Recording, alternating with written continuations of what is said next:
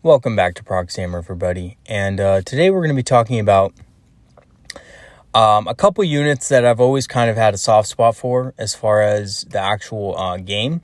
And that is Guardians. They're one of the first units that I picked up in their 16-man box. And I remember being very excited for it.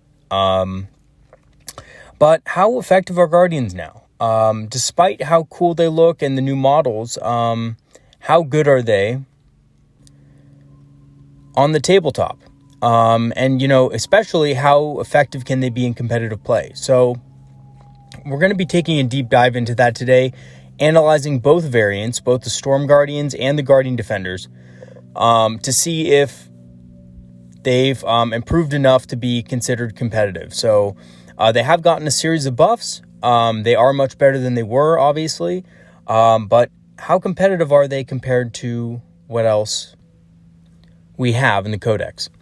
So here's the just brief overview of Guardians for those of you who don't know. There's two variants.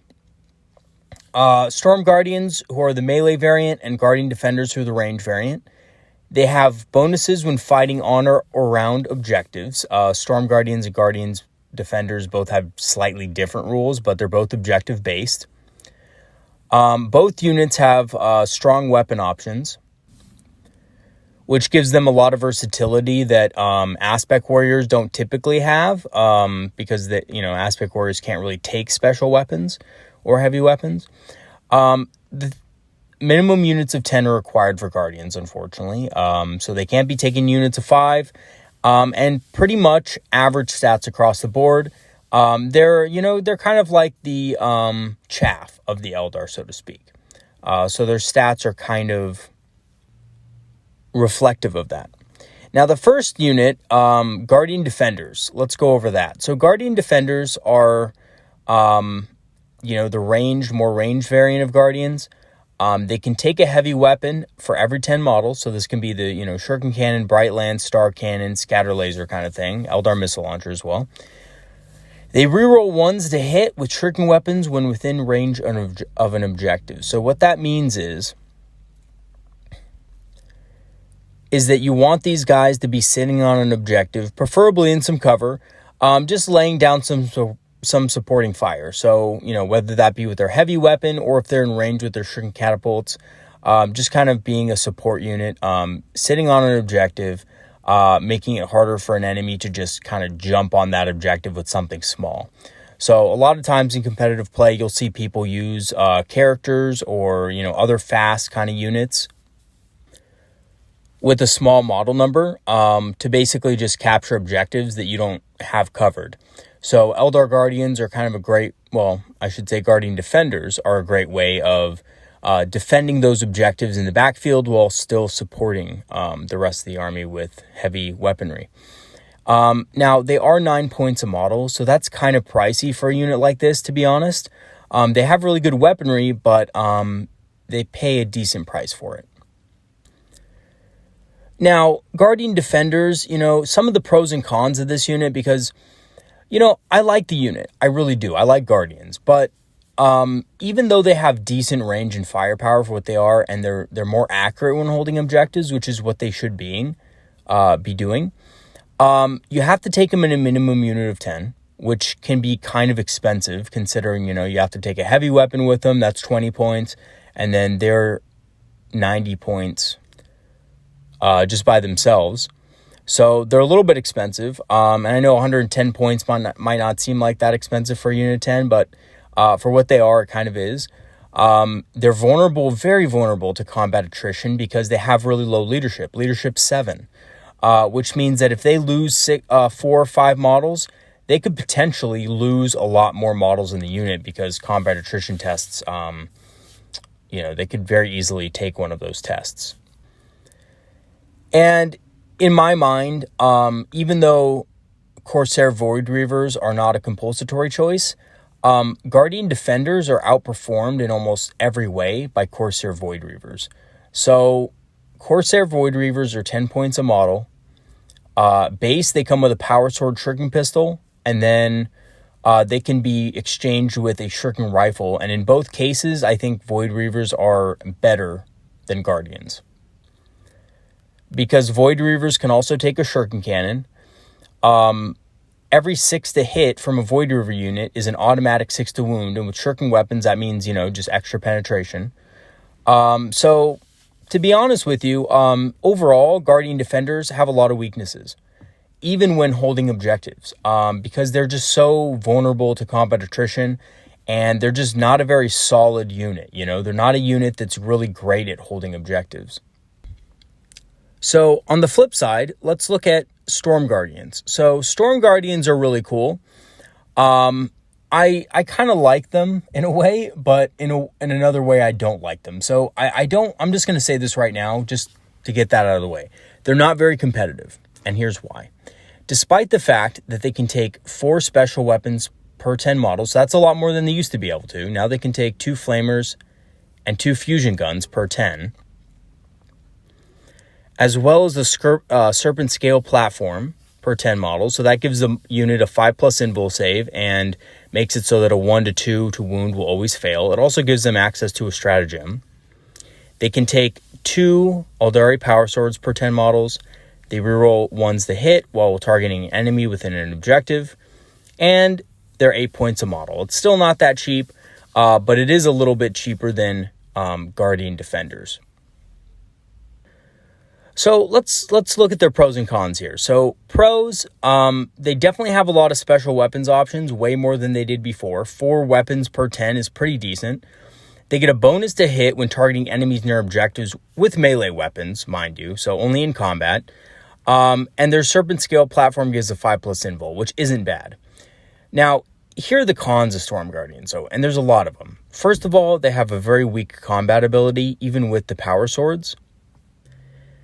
And if you're going to give them all the special weapons and the platform and everything like that, they actually get really expensive. They get over 140 points. So they're not that cheap. And they also need help getting into combat. So if you're going to use them as an assault unit, a dedicated assault unit, that's going after objectives, they're going to need some serious assistance getting up there. So they're going to need either stratagems, webway portal, webway gate, I should say, or, some kind of transport. And that is an expensive investment for a unit that doesn't really do a lot of damage. Storm Guardians are a support unit after all. They're meant to support other units that are better than they are, to be honest. And they're also outperformed by Corsair Void Reavers, who all get power swords for only 2 more points a model and have basically the same special weapon options. And in addition, get the option of taking either a Wraith Cannon or a Shuriken Cannon, which are both very good, So overall, even though Corsair Void Reavers, again, aren't a compulsory choice, and the fact that you have to take Storm Guardians in a minimum of 10, again, means that they're just not that effective, and you have to pay way too many points for Storm Guardians for them to actually do anything for you. So, if Guardians are kind of subpar, the real question is, well, they are a troop choice, right? They are objective secure. They do have some advantages. You do need to take them in most lists. But how do Rangers compare to other troop choices in our codex? So, here's the thing. When you look at the comparison between Guardians and their next kin, which is the Rangers, you will find that even though Rangers do less damage than Guardians in general, Rangers actually have a lot more rules that make them a little bit more mobile on the battlefield. For example, they have the advanced positions, so they can redeploy on a lot of different things, thus being able to capture objectives on turn 1 sometimes. And this is very good with some of the secondary objectives that they also have. So Rangers are a very effective unit for objective capturing, and they also, as well, have a greater threat range than Guardians do in general, and they also can ignore Lookout Sir. So they're decent at targeting characters and bigger stuff at a range because they can deal mortal wounds. So that's an advantage that Rangers have over Guardians in certain things. Now, the other thing is that when we look at the other unit, which is Corsairs, which also compete for Guardians for a troop slot. Even though they're not a requirement, so to speak, I still think it's useful to compare them, even though they're not compulsory. So Corsairs can be both kitted for combat and shooting. And to be honest, they're better at both combat and shooting, whichever way they're kitted out for, than other Guardians. Either Storm Guardians or Guardian Defenders. Corsairs are better at both roles. So it's actually really difficult to ascertain the effectiveness of Guardians when, for only a couple more points, 1 or 2 more points, you can have a unit that essentially does much more, is still objective secured, and even though it's not a compulsory choice, honestly, it might as well be better because they perform better in every role. They're better at sitting on objectives, they're better at assaulting objectives, and they just have much more power overall. So to be honest, when you compare Guardians to Rangers and Corsairs, you'll find that Guardians are outperformed in both ways. So, Corsairs outperform Guardians at being able to do more damage and be more effective at killing. And they're outperformed by Rangers because Rangers have greater flexibility and they're able to position themselves better to be able to capture objectives and things like that. And per unit, they are cheaper. So here's my conclusion with Guardians. And basically, in my opinion, Guardians might find their way into some competitive lists at some level. But I don't think they're going to make a very big dent in a lot of the competitive lists that are out there for tournaments. I can, at max, see somebody taking maybe 1 unit of Guardian Defenders, maybe 1 unit of Storm Guardians to fill in a compulsory slot that they may think is better than, filling with Rangers.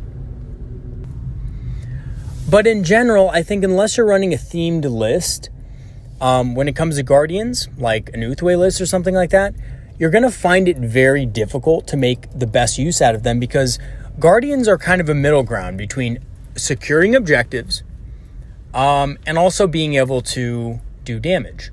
And they just don't really do a great job at either of these. And the 2 units that compete with them for the troops choice are Rangers and Corsairs. And both of those units do a little bit of a better job at their specific roles, their specialized roles, than Guardians do. And Guardians are a general role unit. That's fine. But unfortunately, when you're building a list, general role units in an army of specialists, to be honest with you, tend to be less effective overall. And if you're going to take a specialist unit, a generalized unit, you have to make sure that it's comparable to other generalized units in other armies. For example, other armies, their quote-unquote equivalents to Guardian Defenders, tactical Space Marines and stuff like that, they have more weapon options than Guardians do in both roles. So typically in a squad of 10, if you're taking Guardian Defenders, in a squad of 10 tactical Space Marines, which would kind of be the equivalent, not only can you take a heavy weapon Space Marine, but you can take a special weapon. And in some cases, in certain armies, you can take multiple special weapons and heavy weapons. So I think Guardians just lose out on that battle. And yes, Guardians are cheaper than Marines, but they also have a worse stat line. So you kind of have to compare them from a perspective of options. And Guardian Defenders still don't have a lot of options. They really don't. I was hoping that they'd get a little more options to take in the new codex, but they don't have them. And Storm Guardians, unfortunately, just take way too much of an investment to be able to be effective. So, in general, I do think the Guardian Defenders are a little bit more useful because they do have the heavy weapon platform. But unfortunately, most of the heavy weapon options don't benefit from their rerolls ones to hit rule, which would be an awesome thing on, for example, an Eldar missile launcher. So they don't have that. And they don't have access to, being able to shoot twice or anything like that. So essentially what it is that they just have less options for weapons than a lot of other general units in other armies. And that's a big problem, and that's going to make them in general less competitive. And again, I really like Guardians. I think they're really cool, but I just don't think they're very competitive. And unfortunately, they're more of a fluff unit that can be competitive when, you're looking at a themed list. If you're running a local tournament or a fluff kind of tournament with friends and you have an Uthway army, yeah, Guardians can be very effective because their special rules, the bonuses make them better at, doing what they do best. But in an everything goes tournament scene, what you're going to see people doing is they're either going to use Rangers for objective control, and they probably won't use Guardians at all. And maybe if they do use Guardians, it's only going to be a single unit just to fill a compulsory troop slot, but that's it. Usually what you're going to see is in battalion-style detachments, you'll see people use Rangers. In patrol-style detachments, to be honest, you'll probably still see people using Rangers, one squad of Rangers.